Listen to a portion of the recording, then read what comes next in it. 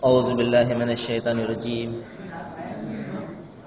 بسم الله الرحمن الرحيم.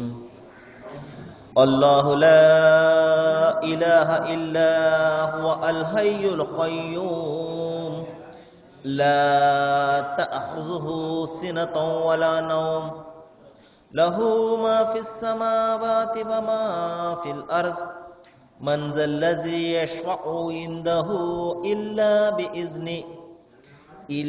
بإذنه يعلم ما بين أيديهم وما خلفهم ولا يحيطون بشيء من علمه إلا بما شاء. صدق الله العظيم. అనంత కరుణామయుడు, అపార కృపాశీలుడు, పాలకుడు, పోషకుడు, తీర్పు దిన యజమాని అయిన అల్లాహ్ శుభనామంతో ప్రారంభిస్తున్నాను. సోదరులారా, సోదరీమణులారా, అయ్యలారా, అమ్మలారా, అస్సలాము అలైకుం రహమతుల్లాహి వబరకాతు.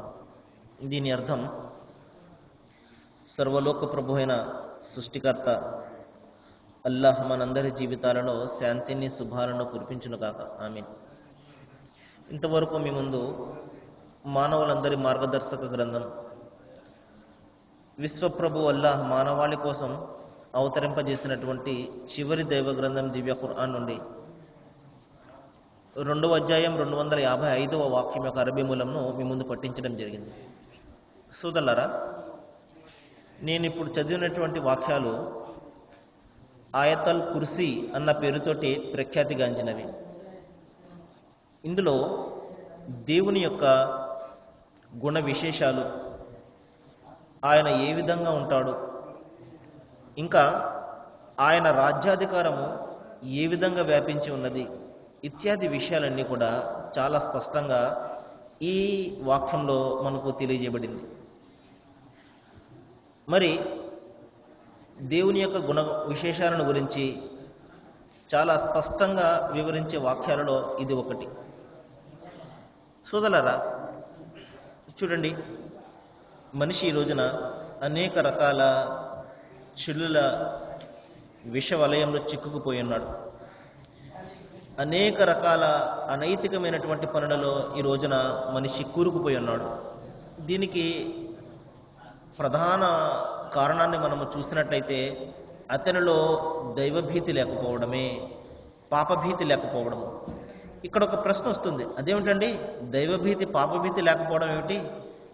ఎంతమందిని మనం చూస్తున్నాం, చాలామంది మరి ఏదో ఒక విధంగా ఆరాధనాలయానికి వెళ్తూనే ఉన్నారు కదండి.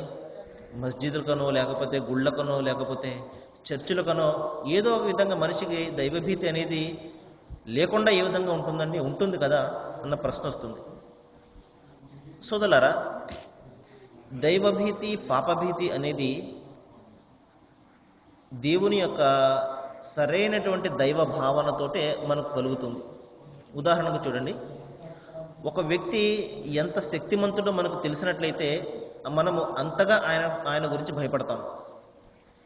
ఉదాహరణకు, తరగతి గదిలో పిల్లలు ఉన్నారు, మాస్టారు మరి కొడతాడు, ఏదైనా తప్పు చేస్తే అన్న భయం అతనికి ఉన్నదనుకోండి, పిల్లలు చాలా జాగ్రత్తగా మరి మాస్టర్ చెప్పిన విధంగా ఉంటారు. కానీ ఎప్పుడైతే పిల్లలకు మాస్టారు చాలా బలహీనుడు, ఏం చేసినా కూడా, ఏం మాట్లాడినా కూడా ఏమనడు, మాస్టారు మామల్లే బలహీనమైనటువంటి వాడు అన్న ఆలోచనలు ఉన్నాయనుకోండి, ఏ విద్యార్థి కూడా ఆ మాస్టర్ గారికి భయపడ్డు. మన పరిస్థితి కూడా అదే విధంగా తయారైంది సోదరులారా. దైవ భావన అనేది ఏ విధంగా ఉండాలో ఆ విధంగా లేని కారణంగా దైవం అంటే ఓహో నా మాదిరిగానే మనిషి, నా మాదిరిగానే తిండి తిప్పలు అవసరం ఉంటాయి, నా మాదిరిగానే కోరికలు ఉంటాయి, భార్య బిడ్డలు ఉంటారు, ఇటువంటి ఆలోచనలతో ఉన్నప్పుడు మనకు దైవభీతి ఏ విధంగా కలుగుతుందో ఒకసారి ఆలోచించండి. కాబట్టి ఏదో పేరుకి మనం చేస్తున్నాము, తాత ముత్తాతల యొక్క ఆచారాలు వస్తున్నాయని చెప్పి చేస్తున్నాము తప్పించి నిజమైనటువంటి దైవ భావన మనలో లేదు. లేని కారణంగానే దైవభీతి ఉండడం లేదు. దైవం ఎంత శక్తిమంతుడో మనము చేసిన పనులకు ఏ విధంగా ఆయన మరి శిక్షిస్తాడో మనకు తెలిసినట్లయితే భయపడవలసిన విధంగా అప్పుడు భయపడతాం. కాబట్టి సోదరులారా, మనలో దైవభీతి ఉండడం అనేది అది కేవలము మన భ్రమ మాత్రమే, మన భ్రాంతి మాత్రమే. నిజమైనటువంటి దైవభీతి మనలో లేదు. ఎందుకు లేదు అంటే దైవాన్ని గురించి సరైనటువంటి అవగాహన మనకు లేదు కాబట్టి సోదరులారా, నేను అతి స్పష్టంగా మీతో చెప్తున్నాను, దైవభావన సరైనదిగా ఉన్నప్పుడు మాత్రమే మనలో దైవభీతి సరైన విధంగా ఉంటుంది, పాపభీతి ఉంటుంది. కాబట్టి రండి, దైవము ఏ విధంగా ఉంటాడు, ఆయనకు గుణ విశేషాలు ఏమిటి, అసలు దైవం అంటే ఎవరు, ఆయన శక్తి సామర్థ్యాలు ఏమిటి, ఆయన భావన ఏమిటి అన్నది మనం స్పష్టంగా తెలుసుకున్నట్లయితే నిజమైనటువంటి దైవభీతి మనలో కలుగుతుంది. ఎంతవరకైతే దైవాన్ని గురించిన ఇటువంటి ఆలోచనలు మనకు ఉంటాయో, మనలాగే మనిషి అని, మనలాగే ఆయన కూడా బాధలు పడతాడని, మనలాగే ఆయన తిండి తిప్పలు గలవాడని ఎంతవరకైతే మనము ఆలోచన చేస్తామో అంతవరకు మనం అనుకుంటాము తప్పించి నాకు దైవం అంటే భయం అని ఎంత మాత్రం కూడా మన మనసులో దైవం అంటే భయం ఉండదు. ఎందుకంటే ఆయన శక్తి సామర్థ్యాల గురించి మనకు సరైనటువంటి అవగాహన లేదు కాబట్టి రండి సోదరులారా, ప్రారంభ వాక్యంలో దైవం చెప్తున్నాడు, అల్లాహు లా ఇలాహ ఇల్లాహువ. ముందు ఆయన అస్తిత్వాన్ని గురించి మీరు తెలుసుకోండి. చూడండి, ఉదాహరణకు ఒక వీధిలో నలుగురు బలవంతమైనటువంటి అధికారులు ఉన్నారనుకోండి, నలుగురికి కూడా భయపడవలసి ఉంటుంది. ఇతనికి విధేయత చూపకపోతే అతనేమంటాడోనని, అతనికి విధేయత చూపకపోతే ఇతనేం చేస్తాడో అని, ఈ విధంగా నలుగురికి కూడా భయపడుతూ ఆ జీవితం గడపవలసి ఉంటుంది. కానీ దైవం ఇక్కడ చెప్తున్నాడు, మీరు ఎవరికి భయపడని అవసరం లేదు. ఎందుకంటే మీ దైవము 2, 3, 3 కోట్ల మంది కాదు, మీ దైవం ఒక్కడే.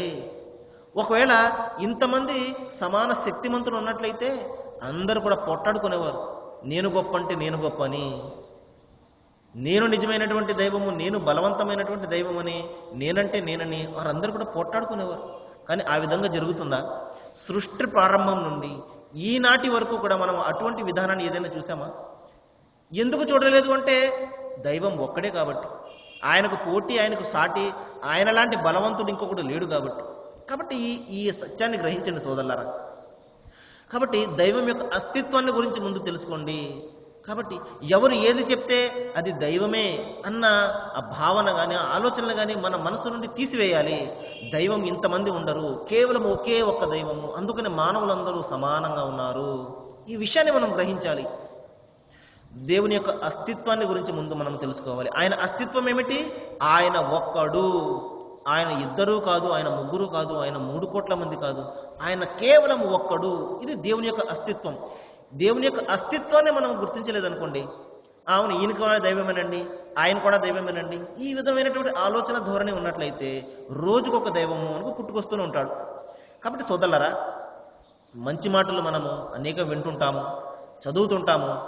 అయితే అన్నిటికంటే ముఖ్యమైనది ఏమిటంటే మనము విన్నటువంటి విషయాన్ని, చదివినటువంటి విషయాన్ని ఆచరణలో పెట్టడము. ఇది చాలా ప్రారంభం, ఇది చాలా ముఖ్యమైనటువంటిది. కాబట్టి సోదరులారా, నేను సుమారు 10 నెలల నుండి కూడా ఏదో ఒక విధంగా ఈ అంశాన్ని గురించి, ఈ సత్యాన్ని గురించి మీ మనోమస్తిష్కాలలో నాటడానికి ప్రయత్నం చేస్తున్నాను. అదేమిటంటే మన అందరికీ కూడా దైవము ఒక్కడు అని. కాబట్టి ఆ విషయాన్ని మీరు అనుక్షణం కూడా జ్ఞాపకం పెట్టుకోండి. దైవము అనేక మంది ఉండరు. ఒకవేళ ఉన్నట్లయితే ఈ సృష్టి ఇంత క్రమబద్ధంగా ఉండేది కాదు, సర్వనాశనం అయిపోయేది. ప్రతి దైవం కూడా తన మనుషులను, తనను ఆరాధించే వారిని తన ఇష్టం వచ్చినట్లు పుట్టించుకునేవాడు. కానీ ఆ విధంగా జరగడం లేదు. ప్రారంభం నుండి కూడా ఆది మానవులైనటువంటి ఆదాము దగ్గర నుండి ఇప్పుడు ఈ క్షణంలో పుట్టినటువంటి బిడ్డ వరకు కూడా ఒకే విధంగా ఉన్నారు. అంటే దానికి కారణం ఏమిటంటే పుట్టించేవాడు అందరికీ కూడా ఒక్కడే కాబట్టి ఆయన అస్తిత్వాన్ని గురించి మీరు ఆలోచించండి, స్థిరపరచండి ఈ సత్యాన్ని. ఆయన ఒక్కడే, ఆయన తప్ప మరొక ఆరాధ్యుడు లేడు. ఆ తర్వాత దైవం చెప్తున్నాడు, ఆయన సకల చరాచర సృష్టికి మూలాధారము. మనము ఈ భూమి మీద జీవితం గడుపుతాము అంటే, గాలిని పీల్చుకుంటున్నాము అంటే, వానను మనం ఉపయోగించుకుంటున్నాము అంటే ఆయన నడిపించేవాడు ఆయన. కాబట్టి ఈ సృష్టి, చరాచర సృష్టికి మూలాధారం ఆయన. పుట్టించేవాడు ఆయనే, చంపేవాడు ఆయనే, జీవితాన్ని మనకు ప్రసాదిస్తున్నది ఆయనే. కాబట్టి ప్రతి విషయానికి కూడా ఆయన ఒక్కడే కారణము. సృష్టి యొక్క స్థితి లయకు కూడా ఆయనే కారణము అన్న సత్యాన్ని మనం తెలుసుకోవాలి. మరి ఆయన ఏ విధంగా ఉంటాడు? దైవం చెప్తున్నాడు, అల్ హయ్యు, ఆయన సజీవుడు, మరణం అనేది లేనివాడు ఆయన. ఎందుకంటే పుట్టేవానికి గిట్టడం తప్పు, ఎందుకంటే పుట్టినవాడు గిట్టక తప్పదు అంటారు ప్రజలు. కాబట్టి ఆయనకు పుట్టుక లేదు, ఇంకా చనిపోవడం ఏ విధంగా ఉంటుంది? కాబట్టి ఆయన సజీవుడు, మరణించేవాడు కాడు ఆయన. ఒకరోజు చనిపోయినా 3 రోజులు చనిపోయినా చనిపోవడమే. కాబట్టి ఆయనకు చావు అనేది ఉండదు, ఎందుకంటే ఆయన పుట్టుకే లేదు కాబట్టి.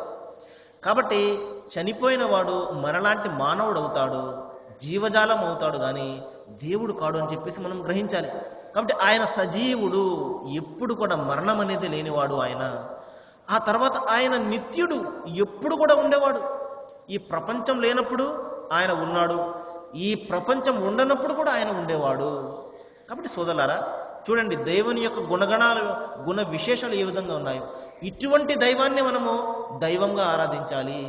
ఇటువంటి గుణ విశేషాలు గల దైవాన్ని మన మనోమస్తిష్కాలను నాటుకోవాలి, మన హృదయంలో నిలుపుకోవాలి. అంతే తప్పించి దేవుణ్ణి మనము ఈ విధంగా అవమానపరచకూడదు.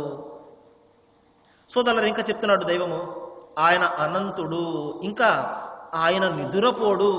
చూడండి, ఒకవేళ ఆయనకు అలసట వచ్చేసి కునుకు తీశాడు అనుకోండి, ఈ ప్రపంచం ఏమైపోతుంది? మనం ఎప్పుడైనా ఆలోచించామా? కానీ మన దృష్టిలో దైవం అంటే ఆయనకు అలసట ఉంటుంది, ఆయనకు కోరికలు ఉంటాయి, ఆయన కూడా నిద్రపోతాడు, ఆయనను కూడా మనము లేపాలి. చూడండి ఎంత భయంకరమైనటువంటి మనము ఆలోచన విధానాన్ని కలిగి ఉన్నాము దైవం పట్ల. మరి ఇటువంటి ఆలోచన విధానం ఉన్నప్పుడు ఏ విధంగా మనకు దైవం పట్ల భయం కలుగుతుంది ఒకసారి ఆలోచించండి. ఎందుకంటే నాకు అలసట వస్తుంది, దేవుడికి అలసట వస్తుంది, నేను నిద్రపోతాను, దేవుడు కూడా నిద్రపోతాడు. ఇక భయం ఏముంటుంది దేవుడు అంటే? సోదరులారా చూడండి, అందుకనే దైవభావన సరైన విధానంగా లేదు కాబట్టే దైవభీతి మనలో ఉండడం లేదు. మనము అనుకుంటున్నాము అంతే, మనకు దైవం అంటే చాలా భయం అండి, భీతి అండి అని. కానీ అది నిజమైనటువంటి వాస్తవమైనటువంటి దైవభీతి కాదు. దైవం చెప్తున్నాడు, సోదరులారా, వలా నౌ, ఆయనకు నిదుర రాదు. నిద్ర ఏమిటి? ఆయనకు కునుకు కూడా రాదు, చిన్న కునుకు కూడా రాదు. ఒకవేళ ఆయన కునుకు తీసినట్లయితే ఈ సృష్టి ఈ విధంగా నడిపేది ఎవరు? ఒకసారి మనం ఆలోచించాలి. కానీ మనం ఏమంటున్నాము? ఆయన చనిపోయాడండి, అస్తగఫిరుల్లా, దైవం క్షమించుగాక. ఆయన దైవం చనిపోతే ఈ సృష్టిని నడిపేది ఎవరు? ఒకసారి ఆలోచించండి సోదరులారా. కాబట్టి ఆయనకు నిద్ర రాదు, ఆయనకు కునుకు రాదు. నిద్ర ఎప్పుడు వస్తుందండి? నిద్ర ఎప్పుడు వస్తుందంటే కడుపు బాగా నిండిన తర్వాత మనకు నిద్ర వస్తుంది. కడుపు ఎప్పుడు నిండాలి మనకి? ఆకలి వేసిన తర్వాత. ఆకలి ఎందుకు వేయాలి? మనము మనుషులను కాబట్టి. కానీ ఇటువంటి వాటికి అతీతుడు ఆయన. ఆయనకు ఆకలి వేయదు, ఆయనకు తిండి అవసరం లేదు. అటువంటిప్పుడు ఆయనకు నిద్ర ఏ విధంగా వస్తుంది? సోదరులారా ఒకసారి ఆలోచించండి. కాబట్టి మన శరీరం అలసిపోతే దానికి మరి విశ్రాంతి కావాలి, కాబట్టి నిద్ర అవసరం ఉంటుంది. కాబట్టి ఆయనకు ఏం అవసరం ఉంటుంది? ఈ విషయాన్ని మనము గమనించాలి. దైవం చెప్తున్నాడు, భూమి ఆకాశంలో ఉన్న సమస్తము కూడా ఆయనదే. మనం అనుకుంటున్నాము ఈ స్థలం నాది, ఈ ఇల్లు నాది, ఈ దేశం నాది, లేకపోతే ఈ ప్రాంతం నాది, ఈ రాష్ట్రం నాది, ఇది మనం అనుకుంటుంటాం. సోదరులారా, ఏది మనది ఒకసారి ఆలోచించండి. మనం ఏమైనా సొంతంగా ఇక్కడ సంపాదించామా? ఏదైనాను మన కష్టపడి మన చేతులతోటి ఏదైనా చేశామా? చూడండి, ఈ జీవజాలాన్ని చూడండి, చిన్న చీమకైనా మనం ఒక ప్రాణాన్ని పోయగలమా? ఒకసారి ఆలోచించండి. చీమక కాదు, కనీసం మొక్కకు మనము ప్రాణం పోయగలమా? ఏది మనది ఇక్కడ? కాబట్టి ఈ విషయాన్ని ఆలోచించాలి. మనది ఏది కూడా కాదు సోదరులారా. మనకు ఏదైనా ఉన్నది అంటే అది ఆయన ప్రసాదించినటువంటి ప్రసాదితము. ఇది మనం గమనించాలి. ఎప్పుడైతే ఇది మనం గమనిస్తామో ఈ పొగరు అనేది మనిషిలో, ఈ గర్వం అనేది అప్పుడు తగ్గుతుంది. ఎందుకంటే ఇది నాది అని ఎప్పుడైతే మనిషి భావిస్తాడో అప్పుడు అతనిలో గర్వం బయలుదేరుతుంది. కానీ ఇది నాది కాదు, ఆయన నాకు ఇచ్చాడు, నేను ఆయనకు సమాధానం చెప్పాలి, జవాబు ఇచ్చుకోవాలి అన్న స్పృహ ఉందనుకోండి, అప్పుడు అతను తగ్గి ఉంటాడు. కాబట్టి బైబిల్ గ్రంథంలో ఒక మాట కనబడుతుంది. అదేమిటంటే, తనను తాను హెచ్చించుకున్నవాడు తగ్గించబడతాడు, అదే తనను తాను తగ్గించుకున్నవాడు హెచ్చించబడతాడు. కాబట్టి ఇక్కడ మనలో మరి నెమ్మది ఉండాలి, మనల్ని మనం తగ్గించుకోవాలి. ఎప్పుడు తగ్గించుకుంటాము? అరే నేను దేవుని దాసుడను, ఆయన నాకు ఇవి ప్రసాదించాడు అన్న ఆలోచన ఎప్పుడు ఉంటుందో అప్పుడు అతను తగ్గుతాడు. లేదు నేను నా తెలివితేటలతో ఇక్కడ సంపాదించుకున్నాను, నా బిజినెస్ మైండ్ తోటి నేను సంపాదించుకున్నాను అన్న ఆలోచన ఉందనుకోండి, అతనిలో పొగరు బయలుదేరుతుంది. అటువంటి వాడు ఏమవుతుంది? దైవం చెప్తున్నాడు, అతడి నేను తగ్గించి వేస్తానంటున్నాడు. కాబట్టి తనను తాను ఎవడైతే హెచ్చించుకుంటాడో ఈ విధంగా అతడు తగ్గించబడతాడు. కాబట్టి సోదరులారా, దైవం చెప్తున్నాడు, భూమి ఆకాశాలలో ఉన్నటువంటి సమస్తము కూడా ఆయనదే. అందరూ కూడా దేవుని ముందు దాసులు మాదిరిగా చేతులు కట్టుకుని నిలబడి ఉంటారు. సోదరులారా, ఆ రోజున మాట్లాడడానికి ఎవరికి కూడా ధైర్యం సరిపోదు. అందరూ కూడా నిశ్శబ్దంగా నిలబడి ఉంటారు. దైవం ఎవరికైతే మన్ అదిన లహు రహమాను వద్ద, దైవం చెప్తున్నాడు, ఎవరైతే ఆయన పర్మిషన్ ఇస్తాడో, అనుమతి ఇస్తాడో, వాళ్ళు తప్ప ఒక్కడు కూడా మాట్లాడడానికి అక్కడ సరిపోడు. ఇక్కడ మనము అనేక మందిని మన మధ్యవర్తులుగా నియమించుకుని ఉన్నాం. అనేక మంది, ఈయన నాకు సపోర్ట్ చేస్తాడు, ఈయన నాకు సిఫార్సు చేస్తాడు, దైవం వద్దకు ఈయన నన్ను చేరుస్తాడు. మనం అనేక మందిని, అసలైనటువంటి దైవాన్ని విడిచిపెట్టేశాము, మధ్యవర్తులను పట్టుకున్నాము మనం ఈ రోజున. కానీ సోదరులారా, అందరూ కూడా అక్కడ దేవుడి ముందు తలలు వంచుకొని చేతులు కట్టుకుని నిలబడి ఉంటారు. ఎవ్వరికి కూడా మాట్లాడే అర్హత ఉండదు, ధైర్యం ఉండదు. దైవదూతలు సైతము మరి నిశ్శబ్దంగా నిలబడి ఉంటారు. సోదరులారా, దైవం చెప్తున్నాడు, సమస్తము కూడా ఆయన దాసుల మాదిరిగా నిలబడి ఉంటారు. ఇంకా చెప్తున్నాడు చూడండి, ఆయన సన్ముఖంలో ఆయన అనుజ్ఞ లేకుండా మీకు ఎవరు సిఫార్సు చేస్తారు? మంజల్లజి యష్వౌ ఇందహు ఇల్లా బి ఇజ్ని. ఇక్కడ మనము సిఫార్సుదారులను కల్పించుకుని ఉన్నాము. ఈయన నాకు సిఫార్సు చేస్తాడండి, పలానా దర్గా దగ్గరికి వెళ్తే ఆయన అక్కడ సిఫార్సు చేస్తాడు, పలానా గురువుగారి దగ్గరికి వెళ్తే ఈయన సిఫార్సు చేస్తాడు, పలానా మఠం దగ్గరికి వెళ్తే ఆయన సిఫార్సు చేస్తాడు. ఇది ఈ రోజున మనం కల్పించుకున్నాం. వాళ్ళు కూడా మనకు అదే బోధిస్తుంటారు. దైవం వద్దకు డైరెక్ట్గా మీరు వెళ్ళలేరు, నేను మధ్యంగా ఉండాలి, నేను మధ్యవర్తిగా ఉండి ఆయన వద్దకు మిమ్మల్ని చేరుస్తాను. ఇది వీళ్ళు కూడా బోధించేది. దైవం చెప్తున్నాడు అంతిమ గ్రంథ ఖురాన్లో, లైసలక ఇబాది అన్ని, ఓ ప్రవక్త, నా దాసులు నన్ను గురించి అడుగుతారు, అల్లా ఎక్కడ ఉన్నాడు, దైవం ఎక్కడ ఉన్నాడు అని. ఇన్ని కరీబు ముజీబు దావతుక ఇజద అని చెప్పు వాళ్లకు నేను అత్యంత దగ్గరలో ఉన్నాను. ఎంత దగ్గర అంటే, నహను అఖ్రబు మిన్ హబలిల్ వరీద్, మీ కంఠ నాళాన్ని కంటే కూడా నేను దగ్గరగా ఉన్నాను. ఎవరైతే నన్ను పిలుస్తాడో అతని పిలుపుని వింటాను, సమాధానం కూడా పలుకుతాను. కాబట్టి మీరు మధ్యవర్తుల యొక్క ప్రమేయం మీరు తీసుకోకండి. వాళ్ళు ఏమి కూడా అవసరం లేదు, నన్ను అడగండి మీరు, నేను మీకు ఇస్తాను అని దైవం స్వయంగా చెప్తుంటే, ముఖ్యమంత్రి వచ్చి మనకు అన్ని కూడా ఇచ్చేస్తాను అంటుంటే, లేదండి మీరు అవసరం లేదు, నాకు మీ పిఏను నేను మాట్లాడతాను, మీ పిఏకు నేను చెప్పుకుంటాను అంటే ఆయనకు ఎలాగుంటుంది? అదేవిధంగా దైవము స్వయంగా చెప్తున్నాడు, మీకు ఏదైనా అవసరం అంటే నన్ను అడగండి అయ్యా.